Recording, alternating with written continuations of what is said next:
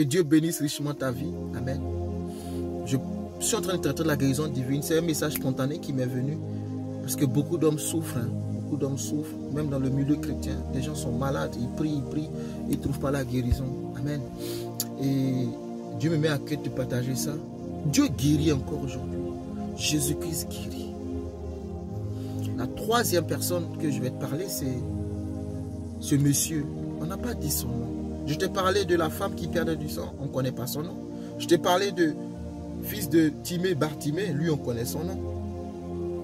Qui ont été le tout de guéris. Je parle à la troisième personne. Ce monsieur. La Bible dit seulement que c'était un monsieur qui était à la piscine de Bethesda pendant 38 ans. Pendant 38 ans de maladie. Quand je l'ai lu pour la première fois. Waouh. Mais aujourd'hui, il y a des gens qui souffrent depuis longtemps. Mais Jésus veut guérir. Jésus arrive devant ce monsieur. Veux-tu être guéri? Et le monsieur dit, écoute Jésus, je pense que tu ne connais pas les règles de ce village. Cette piscine, tu ne connais pas les règles pour être guéri. Tu ne connais pas les solutions. Laisse-moi te dire, Jésus. Pour être guéri, il y a un ange qui descend dans l'eau, qui remue l'eau. Et celui qui descend dans l'eau, le premier, est guéri. Jésus dit, monsieur, veux-tu être guéri? Il dit, je te dis, Jésus, tu ne comprends pas le principe. L'ange est déjà descendu. Tu vois le monsieur qui va là-bas? Il est descendu le premier, il a été guéri. Mais le monsieur est paralytique.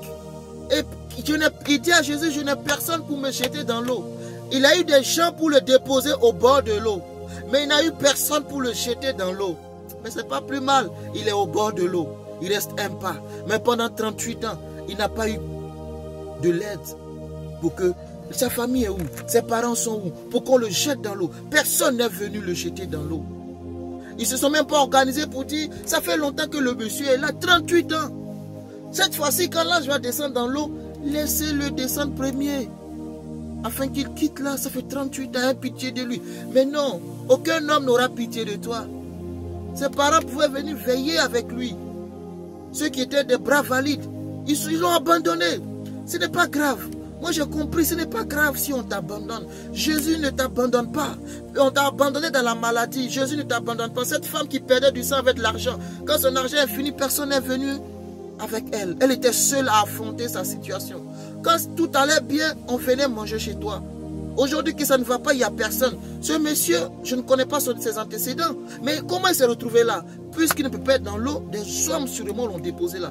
Peut-être sa famille, peut-être ses amis. Jésus dit, monsieur, écoute, moi je peux te guérir sans que tu tombes dans l'eau. C'est ce que j'essaie de te faire comprendre. Et laisse-moi te dire que ce monsieur n'avait pas la foi. Vous savez, il y a des situations dans lesquelles Jésus nous donne sa foi. Jésus en fait vient se manifester même s'il n'a pas trouvé la foi. Tu me diras comment ce monsieur était guéri. Puisqu'il dit à Jésus, moi j'attends que l'ange descende. Jésus a d'autres voies, a d'autres moyens que tu ne peux pas comprendre. Tu attends à ce que l'ange descende dans l'eau pour que tu tombes dans l'eau. Alors que Jésus peut te donner une solution. Moi je guéris à sec, sans piqûre, sans vaccin, je te guéris. Sans remède quelconque. C'est ça le miracle de Dieu. Je veux te guérir. Messieurs, lève-toi, prends ton lit et rentre chez toi. Ce n'est pas la grâce, ça. Pendant qu'il était au bord de la piscine, il y avait beaucoup de malades. Mais la grâce l'a localisé. La loi dit tombe dans l'eau pour être guéri. La grâce dit tu n'as pas besoin de l'eau. Aujourd'hui, tu n'as pas besoin de tout ça. Tu as besoin seulement du nom de Jésus-Christ. Le monsieur n'a pas appelé Jésus. Bartimée a appelé Jésus. Le monsieur n'a pas appelé Jésus. Jésus est venu vers lui. Si les hommes t'ont laissé, c'est pas grave. Jésus va venir chez toi. Il va te guérir. Il va te soigner. Il va te restaurer. Est-ce que tu crois en ça? Jésus vient chez moi. Quand vous regardez ces trois histoires, parce que c'est la dernière, la femme qui perdait le sang a fait des efforts, des énormes efforts. Elle a poussé, elle a pris des risques plutôt en allant devant Jésus-Christ. Elle était sous la loi. Quand vous regardez Bartimée, pareil, il a dû crier. On dit tais-toi. Il a crié de plus fort. Il était condamné par les hommes. La femme était condamnée par la loi. Maintenant, quand vous allez regarder le dernier que Jésus a guéri, qui n'a pas appelé Jésus, c'est là que se trouve la grâce extraordinaire. La grâce, c'est le Jésus qui est venu vers nous. La Bible dit, alors que nous étions des pécheurs, Christ est mort pour nous. Et par ses maîtresses, nous avons été guéris. C'est ça la grâce de Dieu. Le monsieur n'a pas prié, il n'a pas jeûné, mais Jésus l'a localisé. Jésus s'est dirigé vers lui. Jésus l'a guéri.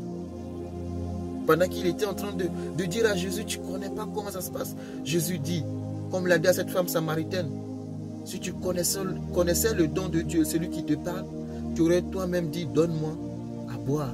Et je t'aurais donné à boire. L'eau que je donne deviendra une source d'eau vive en toi. C'est ça la grâce de Dieu. Amen. Je prie pour toi. Là où on t'a déposé et on t'a oublié, que le Seigneur vienne à toi, qu'il te rencontre, qu'il te guérisse, qu'il te restaure. Vous imaginez quand ce monsieur va rentrer chez lui ce jour-là, s'il connaît bien sûr la route, parce que ça fait depuis 38 ans, vous vous imaginez quelle serait la réaction de sa famille? Waouh! Oui, tu reviendras à la vie. Là où on t'a déposé, tu ne mourras pas là-bas. Tu reviendras à la vie.